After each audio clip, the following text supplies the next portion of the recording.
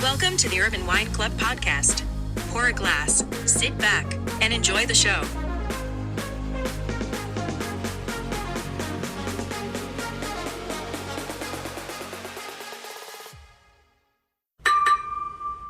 Hello, everyone. Thank you so much for joining us for another episode of the Urban Wine Club podcast. Today, we have a very special episode with two lovely ladies who are doing something so cool.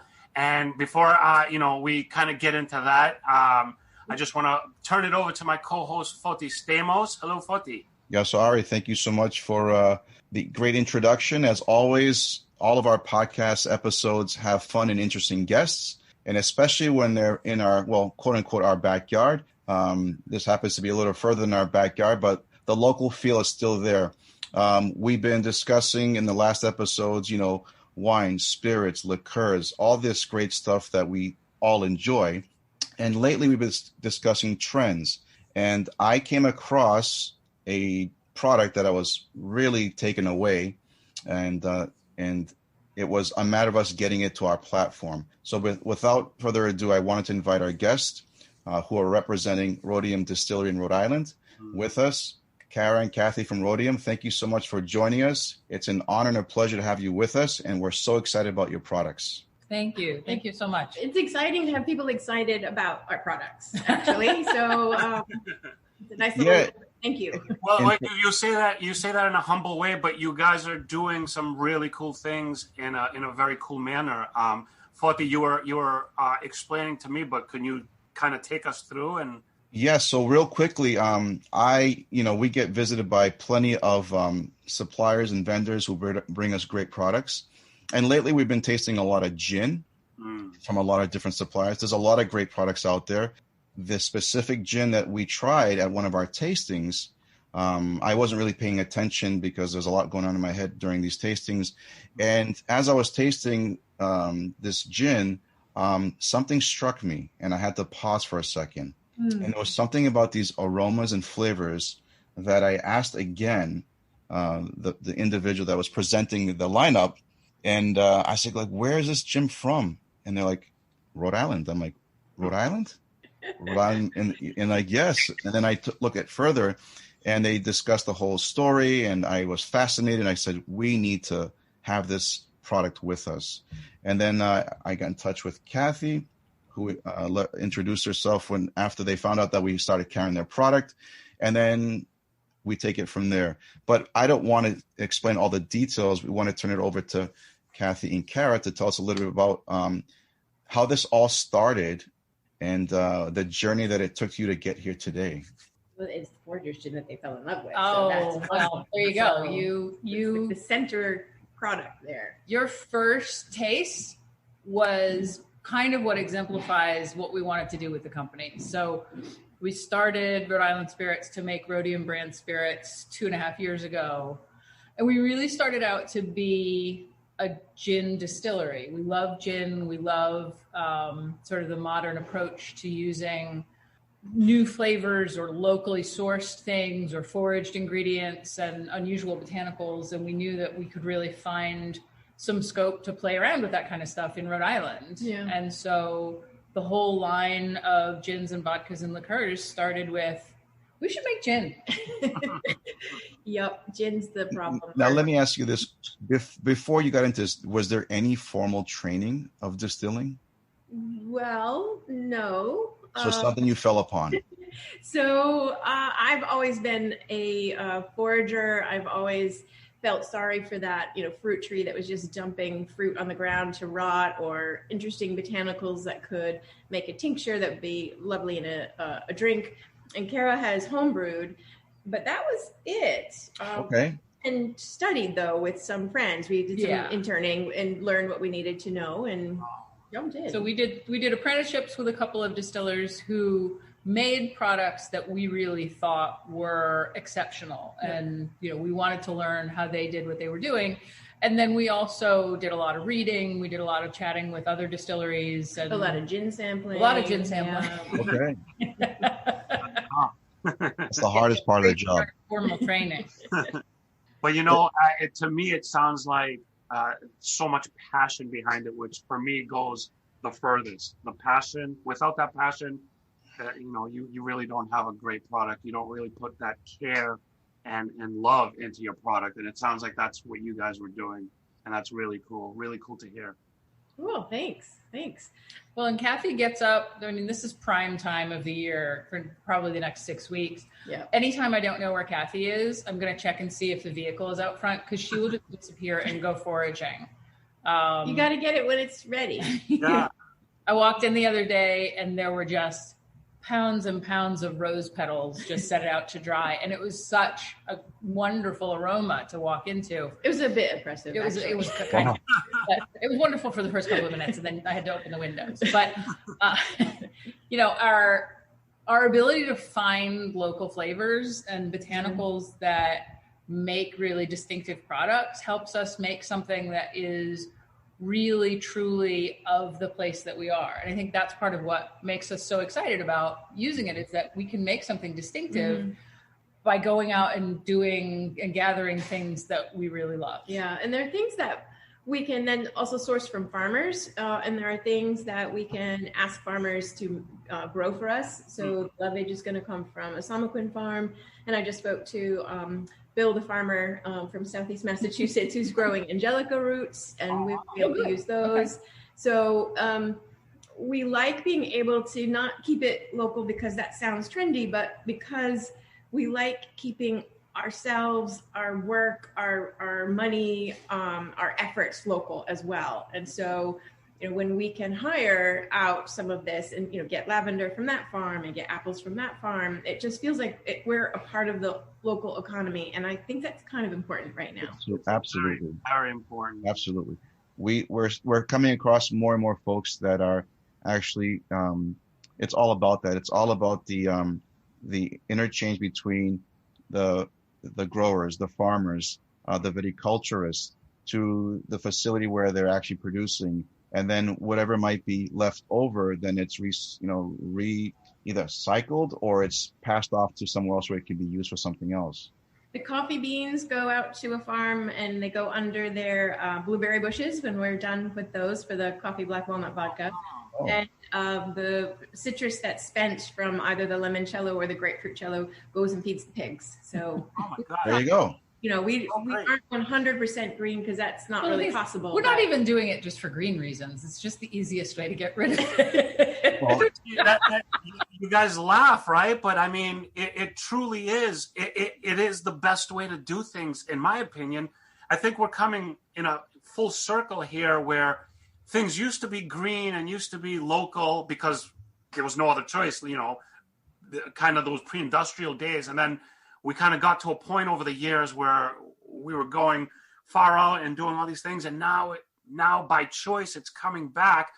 But the less it becomes trendy and the more it becomes the norm, I think that's going to be a great time for this to be standard, this to be the way it's done.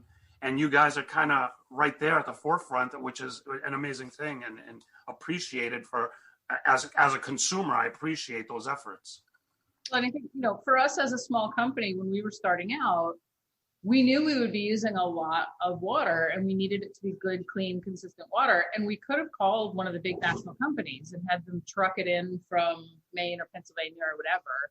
But we also, for probably a lot less money, at least, after the first year or so, we could put in a small reverse osmosis system and just clean up the municipal water, give it a polish and a purification. And that's what we've been doing for years. And it's a short supply chain, from the tap through the reverse osmosis system and into our stuff. And we actually had, it's on the top of my mind because the RO system went on the fritz this week, but there's a brewery the other side of town that takes the same approach. They have a big carbon filtration system because they have to use a lot of, water in their beer and they don't want to truck it in either. So I literally took a 200-gallon tote over to the brewery. They filled it up with air water and I drove it back across town. That's how far we ship water. Wow. Great.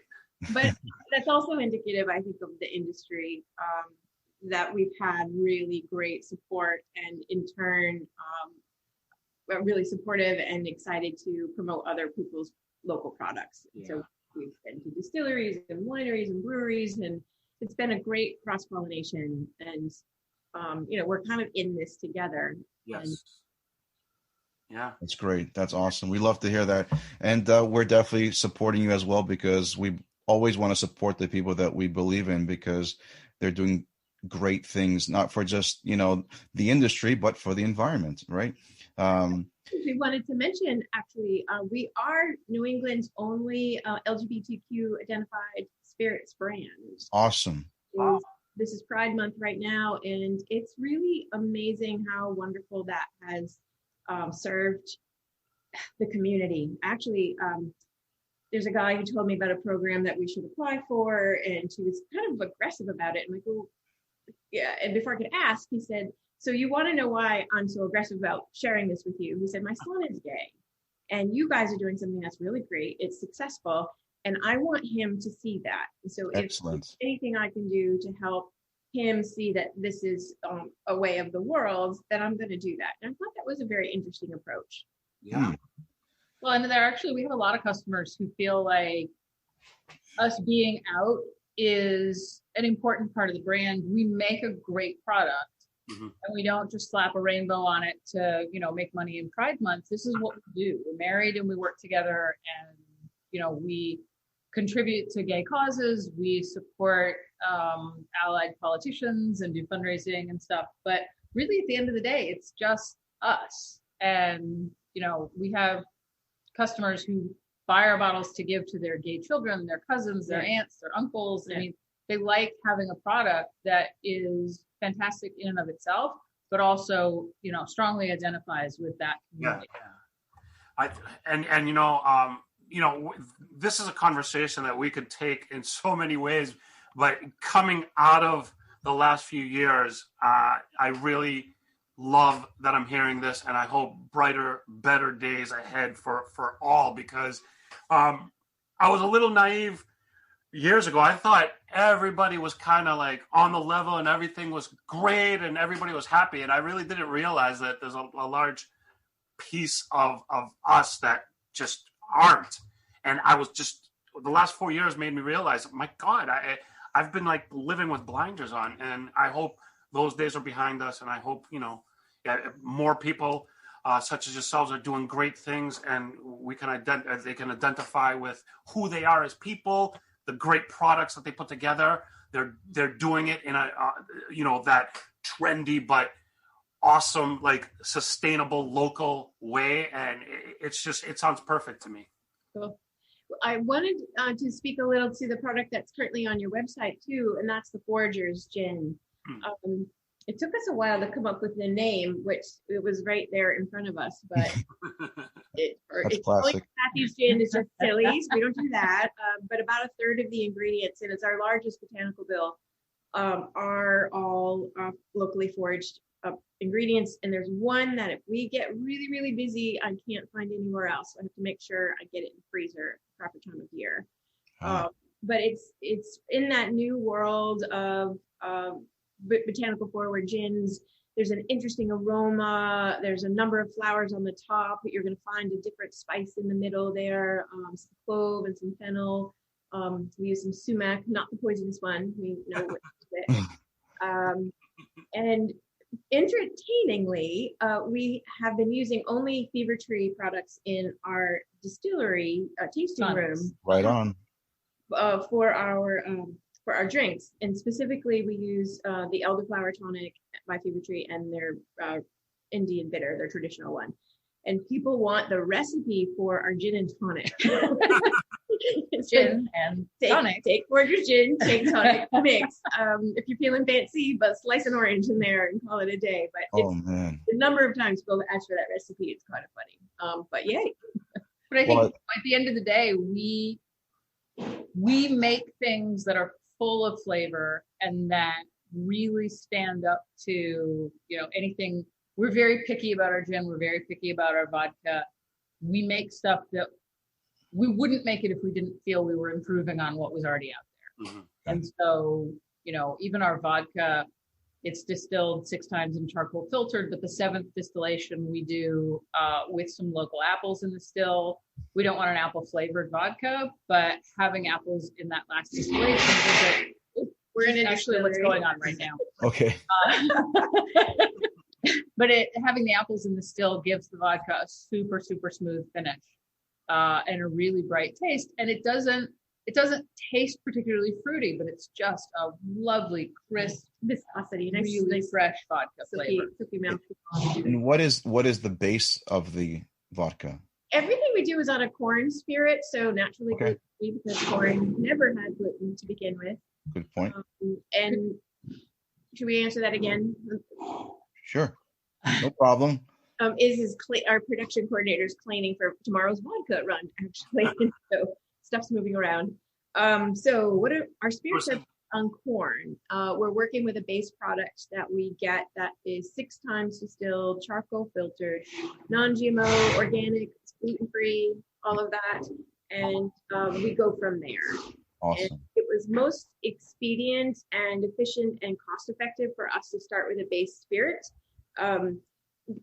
Gin is, if you look at how gin is made, it's working with something that is clean and pure and stripped down so that the botanicals can then shine and take over from there. So we're in our 50s. We didn't want to do a lot of fermentation. I want to forage with my time. So we're working with a product that's excellent and really affordable, and then we go from there. Well, and we just needed a premium, perfectly consistent base that we can then build flavors on top of. So it gives us a great start. And it means that we can sell a product that's as flavorful and as great as we can make it and still have it be affordable. Yeah. So that's one great. of the things that we looked at is if we actually started buying corn locally and then went all the way through the process, we would have to cut corners and we'd still be 2 or 3 times the price we are now at the end of the process. Oh, so, wow. We really like having the ability to do something that is premium, has all the sort of gluten-free and organic properties that people really like to have. But it's also something that if you like it, you can have it at your home bar regularly because it's not at a super premium price. Excellent. So we were introduced to you through your lovely gin. Now we're learning that you also make vodka, but I think that you also make liqueurs too. Is that correct? We do. We have a limoncello and a grapefruit cello. The limoncello we started making because the people we trained with said, you have to make limoncello. We said, okay, what's limoncello? I tried it, didn't like it. And so what we went for is a limoncello that met the objections. It's not too sweet. It's not harshly alcoholic. It's nicely balanced. And it's not chemical. It's using only the 4 ingredients: zest, alcohol, sugar, and water. And it's a little lighter so that it doesn't tip a cocktail out of balance. So bartenders like it because neither the alcohol or the sugar content's too high. It's just a lovely, bright, fresh flavor. The grapefruit was an accident because we use, I'm always messing about, we use pink grapefruit in one of our cocktails with the Forager's gin, actually, the Rosemary Greyhound, which you'll find on our website. Mm. And with all this grapefruit juice that we were getting fresh, there were the zests, the skins. We're like, I wonder what'll happen if. And so we tried it, and people loved it. So now it's a better product than the limoncello is fine, but the grapefruit cello is stellar. I think so too. I don't think I've ever had grapefruit or grapefruit jello. No, there are companies that make it, but we'll get you a bottle one of these. May I ask, is it available for us in Massachusetts? Yes. Okay, perfect. Okay, that's good to know. Things that are not available in Massachusetts later, some other day. We also do, I think the liqueurs and the flavored vodkas are, again, a real demonstration of the way we want to make products. They're full of real things that give them great flavor.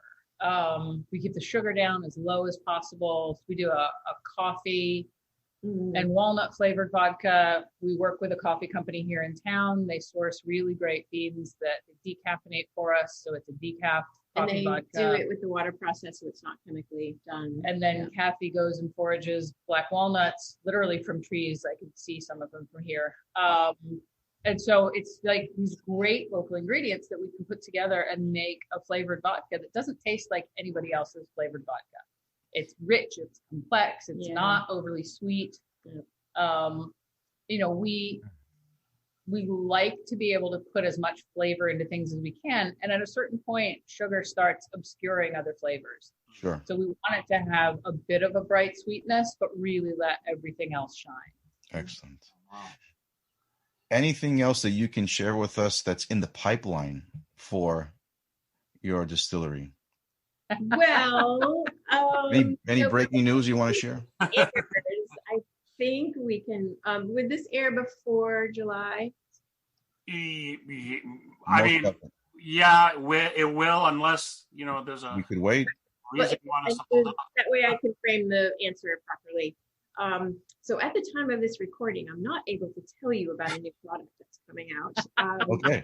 It is a bespoke gin, which is just so exciting to me. It was really fun to sit down with this company and pull out of them what they wanted to do with it, the why of it, and then go to the back and start concocting and pulling botanicals, and too much of that, not enough of this, and then offering them a really lovely bespoke gin that will be available in the distillery and in Rhode Island at their restaurant group, but nowhere else. So that's kind of cool. Well, at their Massachusetts properties as well. And hopefully at Mass, they're going to start in Rhode Island.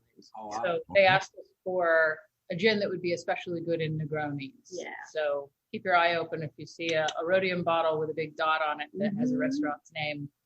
That'll be our new gin. Awesome. Okay.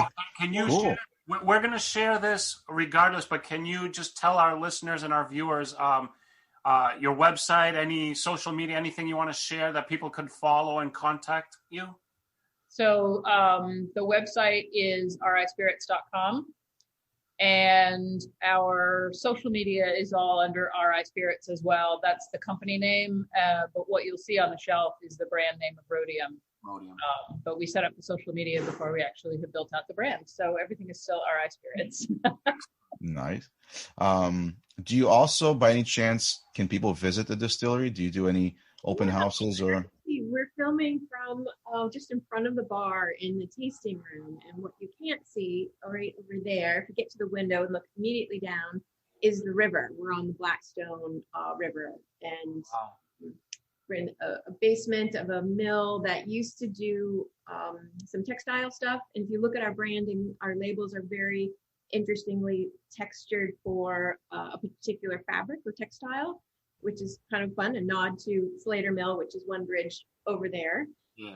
And so we've actually got a big airy space with skylights and lots of room, and we are open to the public Fridays, Saturdays, and Sundays.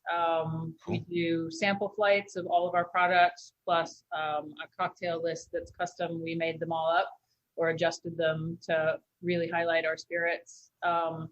And, you know, people really love it here, and we love meeting people and talking to them and introducing our products. So it's a really nice, comfy space, and hopefully we'll see you down here sometime soon. Absolutely. Now that things are opening up and we can definitely get out there and enjoy ourselves like we once used to. We kind of forgot what that was like, but in any event, thank you so much. Ari, let our folks know that they can constantly find the Forage Gin on our website on urbanwineclub.co. We ship all around the country. I'm sure that if you want to take a nice ride down to the distillery, you can buy it there as well, obviously, right? Yep. Any last minute thoughts before we sign off? No, what makes me happy about this conversation is that it's the circle kind of rises together here. Local companies working with local companies and just highlighting what people do well. And we are asked all the time, do you ship? We cannot due to our license, but we'll be sending them your way. We would love that. That's what we're here for. Yeah. To complete the circle.